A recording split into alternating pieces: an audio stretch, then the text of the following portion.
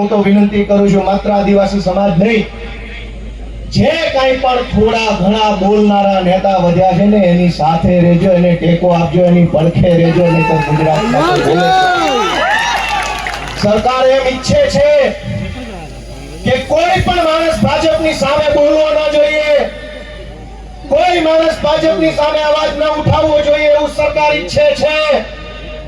પણ કેટલાક માણસો ચૈતર વસાવા હોય, પ્રકૃતિમાંથી પેદા થયેલા હોય, કોઈના બાપથી નો બી સરકાર હોય કે સરકાર હોય કે અને આ જળ જમીન જંગલ કોનું છે? સરકારનું છે।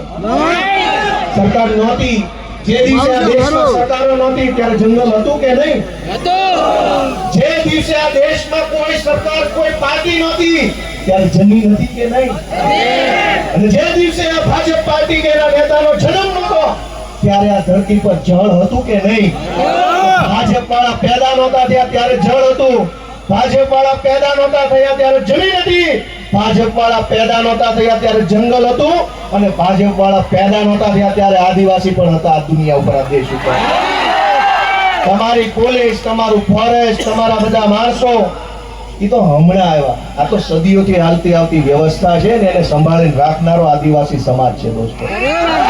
આદિવાસી સમાજ જળ જમીન જંગલની રક્ષા કરે અને આદિવાસી સમાજની રક્ષા ચૈતર વસાવા કરે છે, એ વાત ભાજપ વાળાને ગમતી નથી દોસ્તો। અમારી લીગલ ટીમે મહેનત કરી અને હાઈકોર્ટમાં અપીલ ફાઇલ કરી, જે કાંઈ પણ ખેડૂતો બહેનો ચૈતરભાઈ અને શકુંતલાબેન સિવાયના બીજા જે કાંઈ મિત્રો જેલમાં છે અને ચૈતરભાઈ સહિત બધાય એમની અપીલ હાઈકોર્ટમાં ફાઇલ કરી અને શકુંતલાબેન જે નાનું બાળક છે એમને હાઈકોર્ટે છોડી મૂકવાનો આદેશ આપ્યો, એ આપણા માટે બહુ સારી બાબત કહેવાય।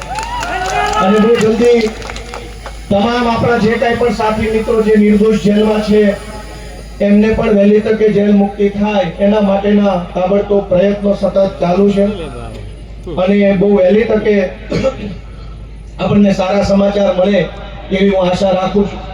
આપ સૌને મારી એક જ વિનંતી છે કે આ લડાઈમાં ચૈતર વસાવાને, એના પરિવારને, એના બાળકોને ક્યાંય પણ એક સેકન્ડ પણ આપણે બધાએ, હું અને તમે ભેગા મળી એકલા નથી પડવા દેવાના।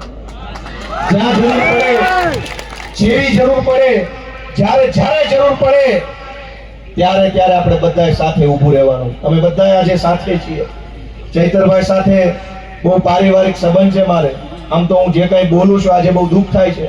વિધાનસભામાં ચૈતરભાઈ મારી બાજુમાં બેસે, અમે ખૂબ વાતો કરી, મારી બાજુમાં ઊભા આદિવાસી સમાજના અધિકારો વિશે પૂરી તાકાતથી બોલતા હોય છે અને એટલું સરસ રીતે આમ છાતી કાઢીને સરકારની આંખમાં આંખ નાખીને કહેતા હોય છે એ ભાજપ વાળાને ગમતું નથી। ભાજપ વાળાને એ વાત ગમતી નથી કે એક આદિવાસીનો છોકરો વિધાનસભામાં ઊભા રહીને મંત્રીઓની ફોજ, મુખ્યમંત્રી બેઠા એની સામે આંખમાં આંખ નાખીને બોલે છે કે આ જળ જમીન જંગલ અમારું છે, તમને નહીં ઘૂસવા દઈએ। બીજા પણ આદિવાસી નેતાઓ છે, યસ સર, જી sir, sir ticket sir, ticket સમાજને છેતરી જાય, વાંધો નહીં, સમાજને આંખો બંધ કરાવી દઈશ, હું ગાળી દઈશ, મને ટિકિટ આપો એટલે હું મારા સમાજને છેતરી મત લઈ આવીશ। અનંતભાઈ પણ જોતા હશે, અનંતભાઈ પણ બોલે છે વિધાનસભામાં પૂરી તાકાતથી આદિવાસી સમાજ માટે। એ ચૈતરભાઈની પેલી બાજુ બેસે। દોસ્તો, બે ત્રણ માણસ બધ્યા છે, ગમે તેટલી મોટી સરકાર હોય એની સામે પણ આંખમાં આંખ નાખીને બોલવાની હિંમત રાખે છે કે તું જે હોય તે, હું મારા સમાજ માટે બોલવા અહીં આવ્યો છું। તું જે હોય તે, સરકાર હોય તો ભલે, રાષ્ટ્રપતિ હોય તો ભલે, ને તું મોટી તોપ હોય તો ભલે, મને તો અમારા આદિવાસી સમાજે, અમારા ખેડૂતોએ મત આપ્યા છે તો હું એમના માટે બોલતો હોઈશ। આજે હું પણ, મને મત આપનાર ખેડૂતો છે, કાઠિયાવાડના ખેડૂતોએ મને ધારાસભ્ય બનાવ્યો, આદિવાસી સમાજે ચૈતરભાઈને ધારાસભ્ય બનાવ્યા। અમને મત આપનારા લોકો માટે અમે બોલતા રહેવાના, લડતા રહેવાના અને ક્યારેય નથી ઝૂકવાના, એ સંકલ્પ અમે લીધો છે દોસ્તો। આપ સૌએ ચૈતરભાઈ વસાવાનો જુસ્સો વધારવાનું કામ કર્યું એ બદલ સૌનો હું આભાર વ્યક્ત કરું છું। જય આદિવાસી।